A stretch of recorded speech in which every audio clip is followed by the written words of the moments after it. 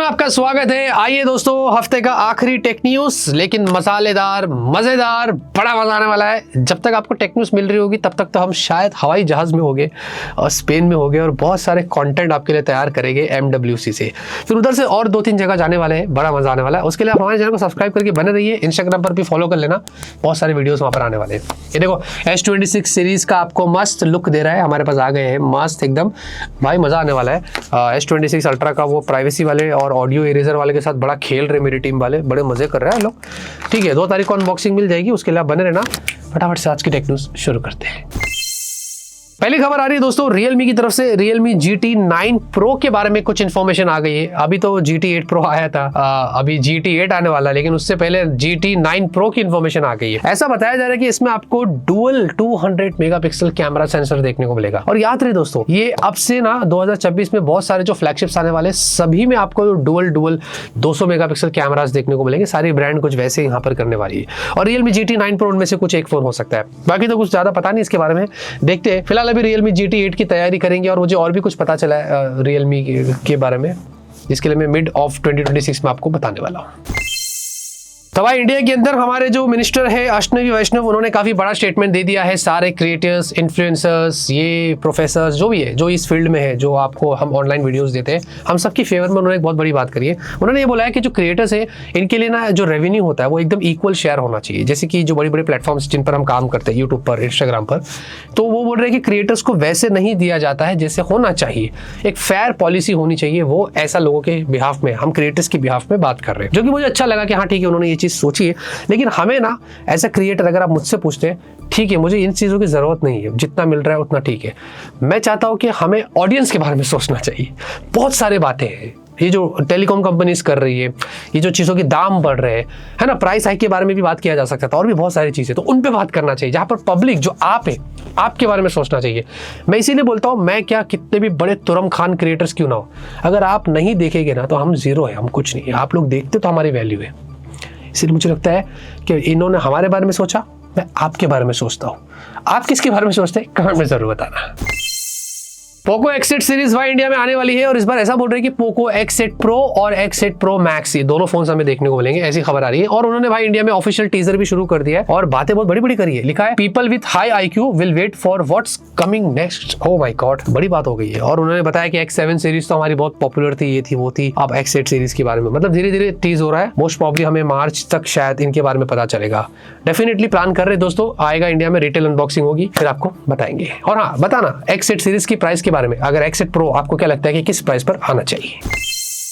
iQOO Z11X India के अंदर officially tease हो गया है। जी हाँ, iQOO Z10X तो आपको पता होगा, वीवो का T4X, ये सब तो एक ही फोन है। वैसे ही iQOO Z11X और वीवो का T5X, जिसके बारे में प्रीवियसली मैंने बताया था, अब ऑफिशियली टीज हो गया है, जिसमें Dimensity 7400 वाली चिपसेट होगी। वही ज्यादा कुछ खास नहीं है, जो पहले 7300 था, अब उन्होंने 7400 कर दिया। इस बार प्रॉब्लम यही होने वाली कि प्राइस अब ज्यादा होने वाली है, प्राइस हाइक की वजह से। और हाँ, T4X, Z10X, इन पर तो वैसे भी प्राइस हाइक हुआ है, तो वो अलग चीज चल रही है। तो ये सब चल रहा है अभी, पता नहीं, मैंने पहले ही बोला था 2026 में ज्यादा उम्मीद मत रखना कि कुछ अच्छी चीज होने वाली है, बहुत रेयर होगा, ऐसा होगा तो भी। बट देखते हैं iQOO Z11X वगैरह, वीवो T5X कितना खास और कितनी अच्छी प्राइस पर आता है, सब बताएंगे।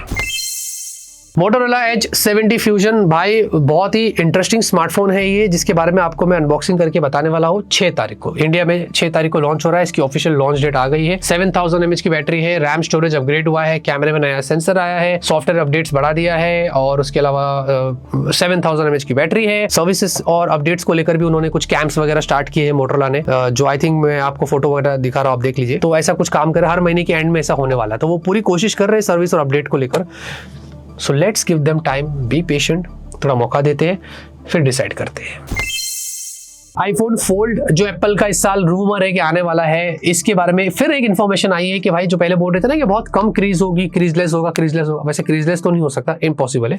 बट यहाँ पर ऐसा बोल रहे हैं कि अब वापस एक लीक्स ये कंफर्म कर रही है 0.15 mm इतने नैरो यहाँ पर क्रीज होने वाले हैं। ये बहुत कम होता है, अभी तक किसी भी फोन में नहीं। तो ये चीज एप्पल वाले ऐसा बोल रहे हैं कि करने वाले हैं अपने फोल्ड के साथ में। तो एप्पल क्या कर रहा है, वो लाएगा फोल्ड, उसको पता है कि दुनिया भर के फोल्ड्स पड़े, लेकिन वो कुछ एक ऐसी चीज लेके आएगा ना, साला पूरा मार्केट यहाँ पर घूम जाएगा। ये एप्पल करता है, हरकत हमें पता है।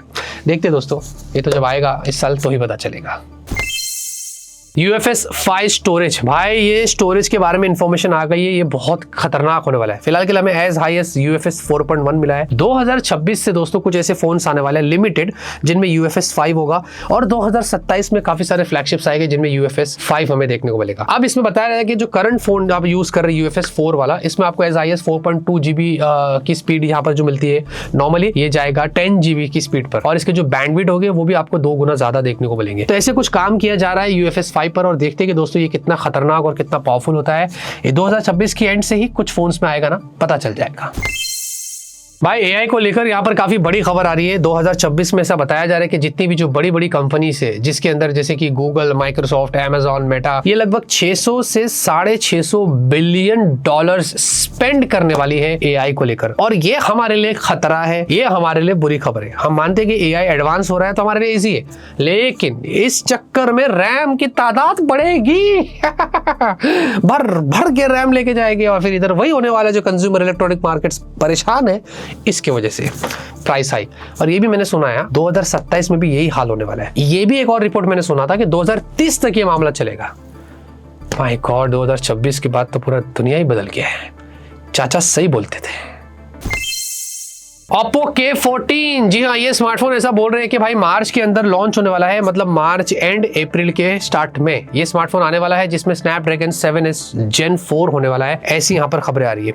और आई एम अफ्रेड कि ये स्मार्टफोन जब इंडिया में लॉन्च हुआ था K13 तो 20 के नीचे था, ये डेफिनेटली 20 के ऊपर जाएगा, ऐसा मुझे लग रहा है। बाकी अभी इसके बारे में ज्यादा कुछ इन्फॉर्मेशन आई नहीं, लेकिन Oppo K14 का अगर कोई इंतजार कर रहा था तो आपको मार्च एंड तक इसके बारे में पता चलेगा। पहले दोस्तों मोटोरोला ने सबको सरप्राइज कर दिया। अभी गूगल का Android 17 बीटा भी आया है, आपको तो पता है, पिक्सल डिवाइसेस में सबसे पहले हमें मिला है। सेकंड जो अगर कंपनी जिसने सबसे पहले ये काम किया है आफ्टर पिक्सल, वो मोटोरोला वाले।